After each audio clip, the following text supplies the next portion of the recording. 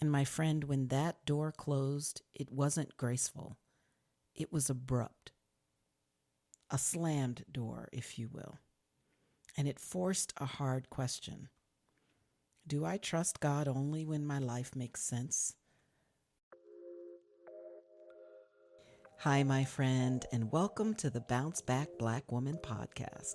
I'm Dell, and with God's help, I've overcome some of the toughest trials in life that I could ever have imagined. Do you find yourself struggling to move beyond a heartbreak or a hardship, asking God, why me? Well, I'm here to help women just like you heal and build the resilience to overcome life's greatest trials. If you long for joy and confidence again, this podcast is for you. So grab your headphones and those hardships. Let's talk. Hey there, my friend, and welcome back to Bounce Back Black Woman. I'm your host, Coach Dell, and this is episode 61. And yes, that number matters to me because it's also my age this year. Now, this isn't the last episode of 2025. We've still got one more coming.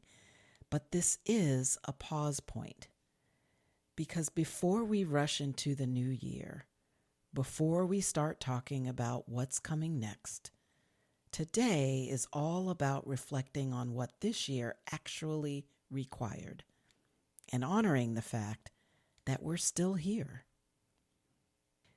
Friends, 2025 stretched me financially, relationally, emotionally, physically, and spiritually. And after all of that stretching, here is what I've learned. I've learned that you can walk through a year that almost breaks you and still come out standing. Not untouched, not unchanged, but stronger. And stronger in ways that you didn't ever think you'd be planning for. I want to share 3 truths with you that this year taught me. And I'm not talking about theories or lessons from some book. Actual truths, and truths that I didn't just learn, but I actually earned by living them. So the first one was trusting God with leaving. Or if I'm being honest, being cast out of corporate America. For years, my identity was wrapped up in being competent, a professional, dependable, accomplished, in a position, being selected and chosen and promoted. Corporate America gave me structure and it gave me validation until it didn't. And my friend, when that door closed, it wasn't graceful. It was abrupt. A slammed door, if you will. And it forced a hard question. Do I trust God only when my life makes sense? Or do I trust Him when my plan collapses or my future is in doubt?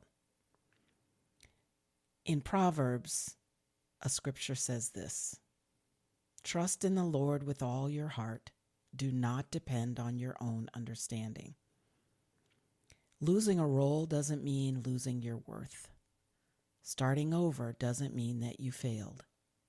Sometimes it means that God is loosening your grip that you had on something that you stayed attached to for too long. The second lesson was painful in a different way. I learned that a significant past relationship, one that I trusted deeply, one that I had great hope for, was built on a lie.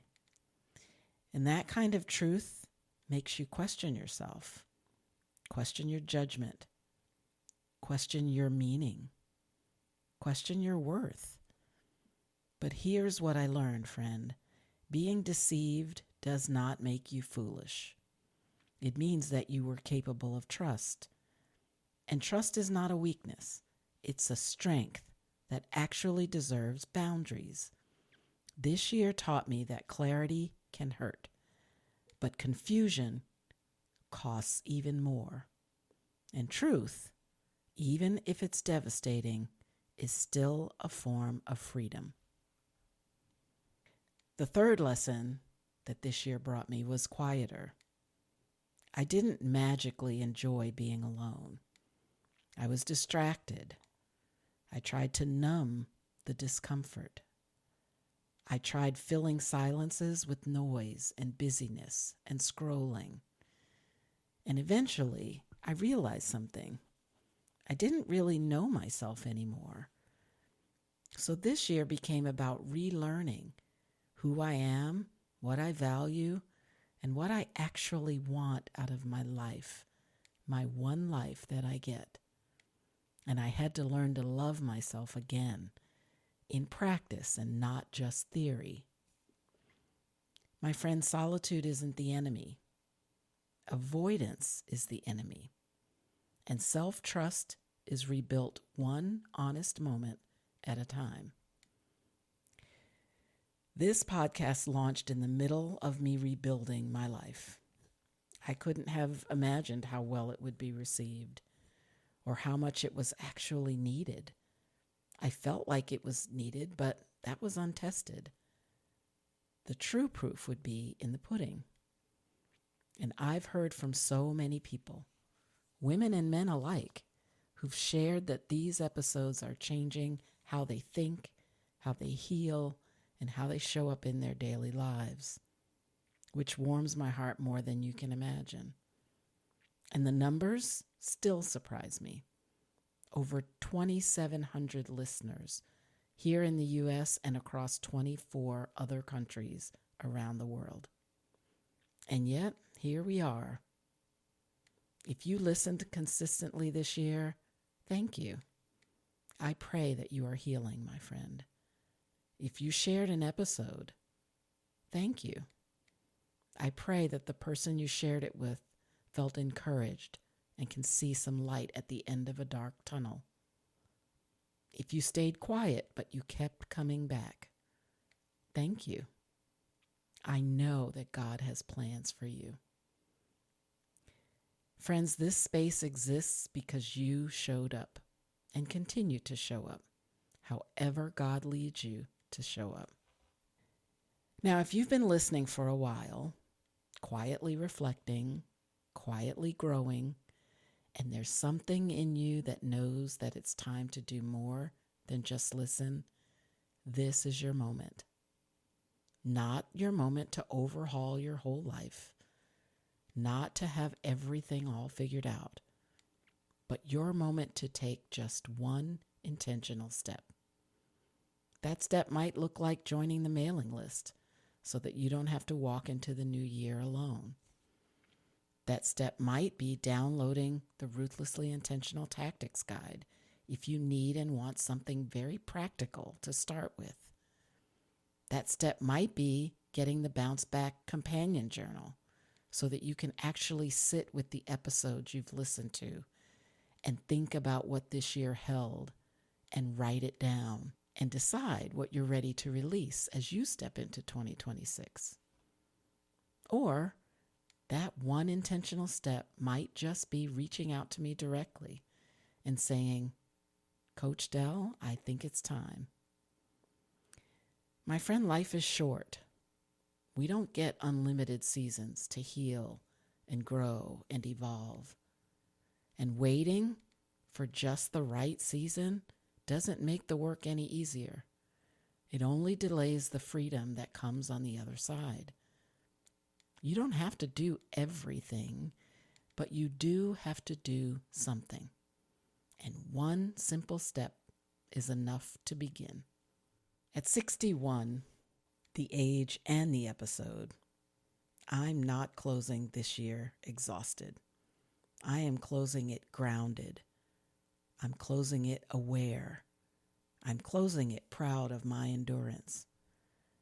Scripture says, let endurance grow, for when it's fully developed, you'll be complete. And if you're still standing, that matters. Now, in the next episode, we'll talk about how to move forward with intention and support. But today, we stop and pause to honor the endurance, because still standing is no small thing. Well, that's it for today, my friend. I really hope this episode inspired, encouraged, or just plain comforted you. If so, please share it with a friend who might be struggling in her own healing journey. And if you take a moment to leave a quick review on Apple Podcasts, you'll help other women find encouragement through their heartbreak. Remember that God is holding your hand along this journey, and guess what? I'm holding the other. Life is short, so bounce back, Black woman.